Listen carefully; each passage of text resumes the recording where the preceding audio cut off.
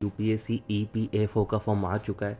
Form को आए हुए काफ़ी टाइम हो चुका है, तो आप लोग इस फॉर्म को अप्लाई कर सकते हैं। लास्ट डेट है 17 मार्च, जो आपको अप्लाई करने की लास्ट डेट है शाम को 6 बजे तक। तो आपको ये अप्लाई करना है। इस फॉर्म के बारे में मुझे कई सारे मैसेजेस पड़े हुए हैं, तो क्या बातें आपको ध्यान में रखनी है, क्या इन्फॉर्मेशन आपको चाहिए, तो मैंने एक छोटा सा वीडियो बनाया है 5 मिनट का, जिसमें आपको सारी इन्फॉर्मेशन मैं दे रहा हूँ रिगार्डिंग ईपीएफओ।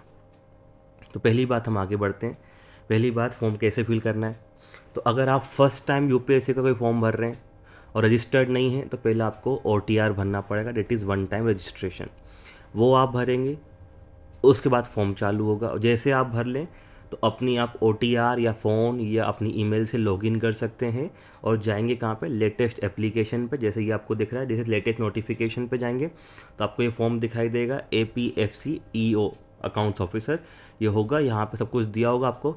यहाँ पे लिखा है व्यू पार्ट 1, वहाँ पे लिखा होगा अप्लाई फॉर पार्ट 1। आपको वहाँ पे पार्ट 1 के लिए अप्लाई करना है। पार्ट 1 अप्लाई करने के बाद आप फॉर्म को फिल कर सकते हैं। फिल बनने के बाद फिर यहाँ पे वो वहाँ पे आपको आउट कर देगा।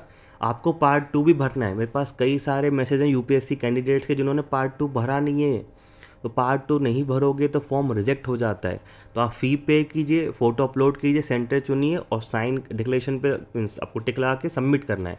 दोनों पार्ट को फिल करना है ध्यान से ना। कुछ बातें जान लेते हैं। वैकेंसीज कितनी है। इन्फोर्समेंट ऑफिसर या अकाउंट्स ऑफिसर को मिला के बात करें तो अराउंड 418 वैकेंसीज हैं। एपीएफओ जो कि सबसे बड़ी पोस्ट मानी जाती है, एपीएफओ की 160 वैकेंसीज हैं।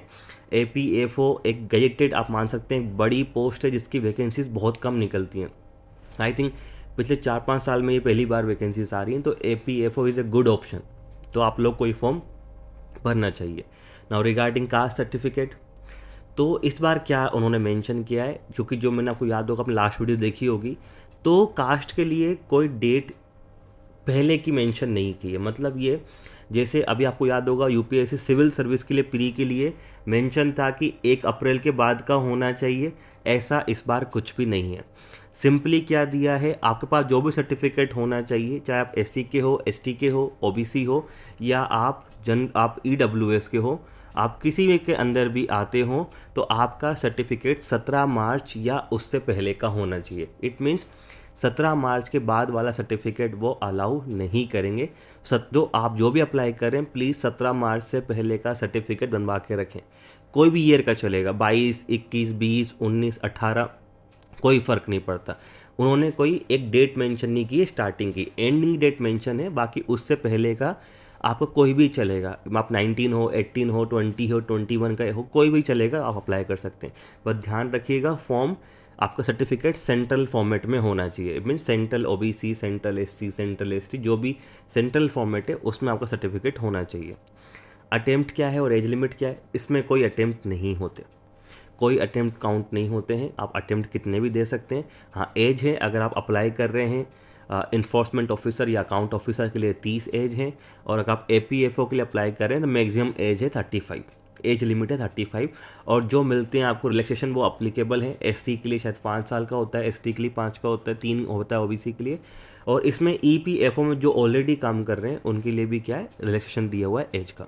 तो इसमें कोई ऐसी कोई इशू है नहीं, जो मिलता है वही सबको दिया गया है। तो इसमें ये एज लिमिट याद रखिएगा।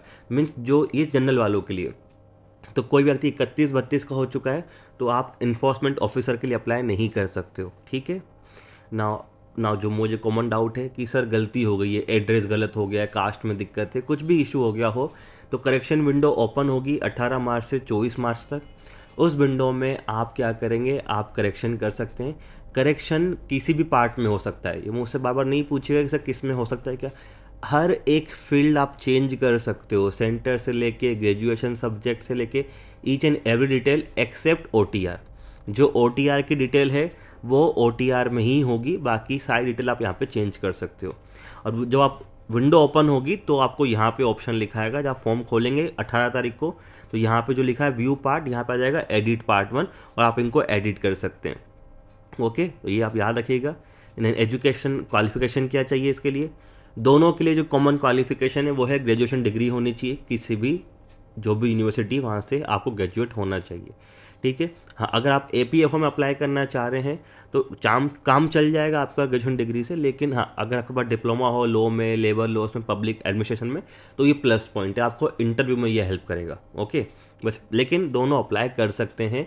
You can apply for APFO और EO, सभी लोग जो भी ग्रेजुएट हैं सब लोग अप्लाई कर सकते हैं। ठीक है। सिलेबस क्या है EO या अकाउंट्स ऑफिसर के एग्ज़ाम के लिए?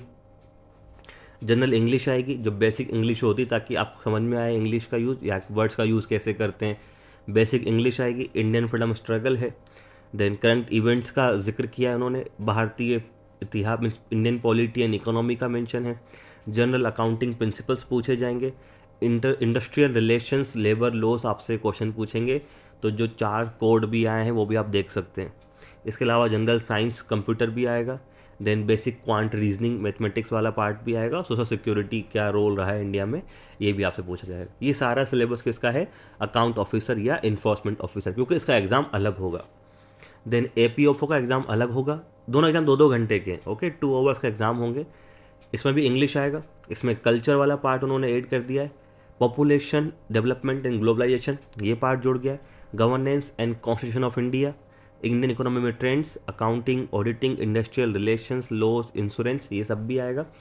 ये पेपर काफ़ी हद तक UPSC के लेवल का पूछेगा, ये वाला APFO वाला।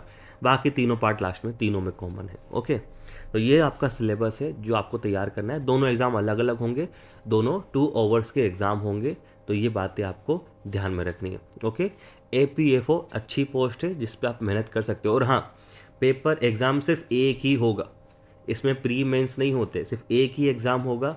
आपने इसको निकाला, आप सीधे जाएंगे इंटरव्यू के अंदर, इसलिए बेस्ट एग्ज़ाम है। सिंगल एग्ज़ाम होना है 2 घंटे का, आपका एग्ज़ाम सारा आपका ऑब्जेक्टिव है, आपको लगाना है। नेगेटिव मार्किंग होगा, ठीक है, तो जैसा UPSC में होता है नेगेटिव मार्किंग होगा, ऑब्जेक्टिव होगा। एक एग्ज़ाम निकालेंगे, आप सीधे जाएंगे इंटरव्यू के अंदर। ठीक है, तो आपको फिर भी कोई डाउट आता है तो आप मुझे मैसेज कर सकते हैं, और एग्ज़ाम की तैयारी के लिए आप ग्रुप को ज्वाइन कर सकते हैं। वीडियो आपको अच्छा लगता है तो प्लीज़ लाइक करें, शेयर करें। Thank you.